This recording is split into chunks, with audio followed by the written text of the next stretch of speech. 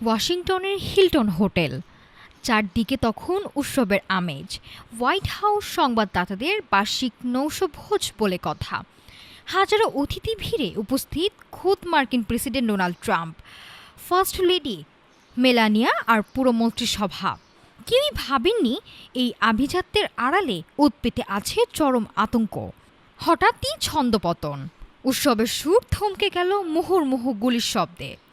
মাত্র কয়েক সেকেন্ডের ব্যবধান, আর তাতেই যেন নরক নেমে এলো হিলটনের ভোজের মঞ্চে।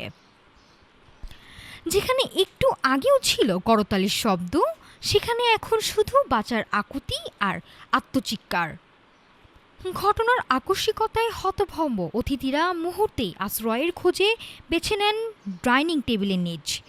চারদিকে ছড়িয়ে পড়ে কাঁচ ভাঙার শব্দ। তবে এক সেকেন্ডেরও দেরি করেনি সিক্রেট সার্ভিস। চোখের পলকে প্রেসিডেন্ট ও মেলানিয়া ট্রাম্পকে ঘিরে তৈরি করা হয় মানব দেয়াল। দ্রুত সরিয়ে নেওয়া হয় নিরাপদ স্থানে। ঘটনার কিছু পরই ট্রুথ সোশ্যালে সশরীরে হাজির হন ডোনাল্ড ট্রাম্প। নিজেই নিশ্চিত করেন তিনি, মেলানিয়া এবং ভাইস প্রেসিডেন্ট সবাই অক্ষত আছেন। নিরাপত্তা বাহিনী জানায়, ক্যালিফোর্নিয়া থেকে আসা ৩০ বছর বয়সী এক যুবককে ঘটনাস্থল থেকে একাধিক অস্ত্রসহ গ্রেপ্তার করা হয়। কিন্তু প্রশ্ন উঠেছে মার্কিন প্রশাসনের সর্বোচ্চ স্তরে নিরাপত্তা নিয়ে।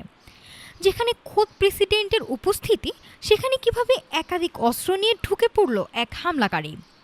ওয়াশিংটনের বুক চিরে এই ৭ থেকে ৮টি গুলির শব্দ শুধু হিলটন হোটেলকেই কাঁপিয়ে দেয়নি, কাঁপিয়ে দিয়েছে পুরো আমেরিকার নিরাপত্তা ব্যবস্থাকে।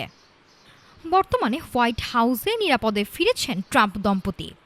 কিছুক্ষণ পরেই হয়তো ক্যামেরার সামনে দাঁড়িয়ে নিজের স্বভাবসুলভ ভঙ্গিতে এই ঘটনার ব্যাখ্যা দেবেন তিনি।